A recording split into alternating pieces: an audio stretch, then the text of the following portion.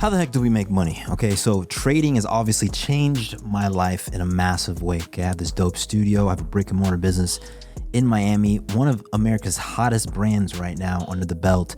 And it's all because of trading, and I want that for you. So in this video, this is for all you newbies out there, all the people out there always asking me, how do traders actually make money? Okay, and so I went ahead and I made an outline for this of all the different ways, and we're going to talk through it. So let's talk about what trading actually is. Trading is the buying and selling of financial instruments to try to make money. Okay, you could trade for other things, but day traders in particular are actually trying to make money. Now, the way that they typically make money is off of the volatility. So the small little changes in price movement that most people aren't even aware of, right? You just hear the big price at the end of the day when you're watching TV.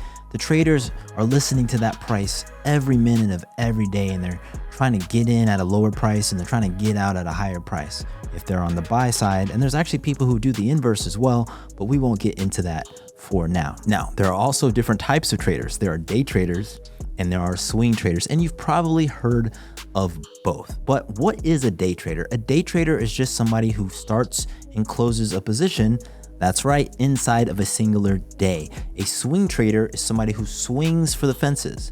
And so they are getting into a trade probably with a longer time frame or time horizon than just the current session. Both are valid, both are traders, and most traders do both types of trading. There's people who scalp, they day trade, they swing trade, they invest. Okay, they're buying things and holding them for their entire life. All of that counts, and you don't necessarily need to just try to pick one. So if you're a newbie and you're asking yourself these questions, don't worry about it. Just focus on learning. There's another important trader in there that we should always be aware of, and that's the algorithmic trader. Okay, so these are computers. You're trading not even against people. These are computers out there owned by hedge funds, and they're just executing things automatically all the time. So let's talk about the different markets that traders trade. Okay, there are stocks. These are things like Nvidia, Apple, Tesla, all the companies that you've heard of. There's also crypto, all the ones that you've heard of, and probably some that you haven't heard of, Bitcoin, Ethereum, Litecoin, all the different coins. And then we start to get into all types of other different products. I, for example, trade something called futures. And basically what I'm buying and selling is a contract that says that I have the right to buy or sell something later at a specific price. Pretty complicated, I know. Well, catch this. There's something else that's very, very similar called options, which is also buying and selling a contract, which gives you the right to buy something at a certain price on a specific date. And they're two different things, and they operate actually completely differently from each other. Here's another market for you, Forex. And so this is essentially taking something like the US dollar and going and buying Japanese yen with it. You're buying the yen with the money. You're buying money with money. But you could do the inverse. If you're in Japan and you have some yen and you're like, I want to buy US dollars, you're buying the money. Now, we often call that exchanging it when we're traveling, but you're not really exchanging it. You are buying something with the currency that you're holding in hand. And the pairing of those things are called currency pairs or foreign exchange pairs, thus the term Forex. So those are some of the big markets that people trade. Now, the reason that futures and options are so popular with active traders is really due to prop firms nowadays. So cryptocurrency really started it along with Forex.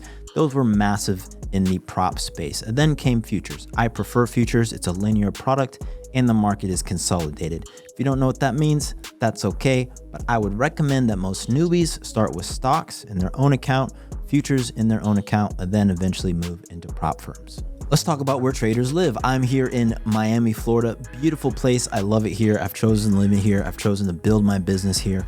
Now, I can travel and trade from anywhere. Okay, one of my hottest runs is when I was in Japan for 10 days. I traded in Dubai. I've traded in Egypt. I've traded in every state all over the world, and you can too. That's the cool thing about the markets is you don't even have to trade just one market in one time zone. You could trade the US market, Asian markets, Japanese markets, all the different markets for whatever time zone works for you. Now let's talk about taxes. This is a scary topic for a lot of people. First and foremost, if you're starting, I would say, and this might sound a little crazy, don't even worry about this. Taxes are something you pay when you make money. And it's not to say that you won't make money trading, but you're probably not going to make enough when you start out to where it even matters. And if you do hit a big windfall, then my first piece of advice would be to go and hire a CPA. Absolutely do not take any advice you hear on the internet as concrete and final advice. Instead, use it as a jumping off point to go and do your own personal, professional research. Now, all that being said, there's short-term and there's long-term capital gains, and they're taxed differently. If you hold something for a long period of time in the US, okay, I'm really talking about US tax code. In the US, that's 1 year. So if you have a 1 year holding period, okay, or if you can somehow maneuver to where it's 1 year holding period, and there's different avenues where that actually is possible and makes sense, where you can adjust your basis. Point is, that becomes a long-term capital gain. And long-term capital gains are taxed at a lower tax rate, which is actually your ordinary income tax rate. Typically, again, look at my disclaimer about tax advice. Go ask a professional. Short-term capital gains are gains on things that were held for a short period of time. In the US, that's under a year. So if you're day trading or even swing trading, hold it for 4 months, make $50,000, you're gonna have to pay short-term capital gains on the gain. Okay, just like all taxes, it's just on the money that you made. So I'll give you some round numbers as an example. If I put $100,000 in and I make $50,000, then I'm paying taxes on the $50,000. I'm not paying taxes on $150,000, and I'm not paying $50,000 in taxes. They're gonna look at my 50K gains and then assess a tax on me based off of that 50K, probably for around like 17, 18K. Now, how realistic is it for you to become a trader? Trading is really exciting, and honestly, it's something I used to think everybody had in them until I learned more. It's really hard. Most of you aren't cut out for this. And so if you're amping to become a trader in 2026, then I want you to really ask yourself, one, do you have a community of like-minded people around you? If not, you should join mine. Do you have a structured learning or some type of learning mechanism? If not, use my free content, join our community. We have an outline of order of videos, or you can join my mentorship. Happy to accept more applications now. And lastly, are you willing to put in the time? This is something that takes time. It's a lifestyle change. In order to live as a trader, you have to live as a trader. If you dabble, well, then you'll get the results that dabblers get, which means you'll know some of the terms and you'll be able to follow along when people write stuff, but you won't be able to write stuff yourself. You'll be lost. And ultimately, when you look at the charts, you won't know what to do. You have to put the time in. That's the only way. Eventually, you can peel back and live this nice kind of laissez-faire lifestyle where you just trade for 2 hours a day, but that's after putting in the upfront time investment.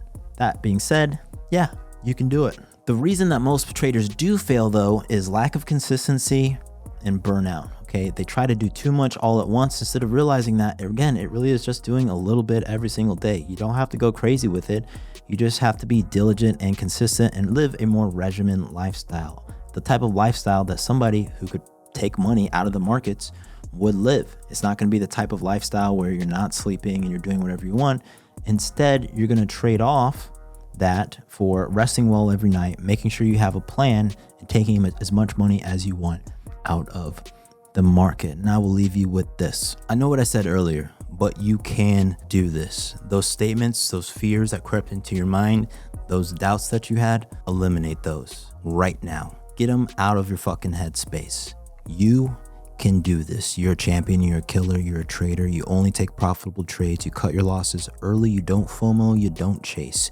You plan and you execute your plan. And when the day deviates from your plan, you reassess, and sometimes you make a new plan and execute, and sometimes your execution means doing nothing because you're a profitable trader, and that's what profitable traders do. You get rest, you don't go out, you don't do stupid stuff to your body or to your mind. You protect your mind space, and you have everything that you need already to be successful. You just need to use it and utilize it at 100% of its potential. My name's Forrest. I invest in stuff. You know you already should too. See you in the next one. Peace.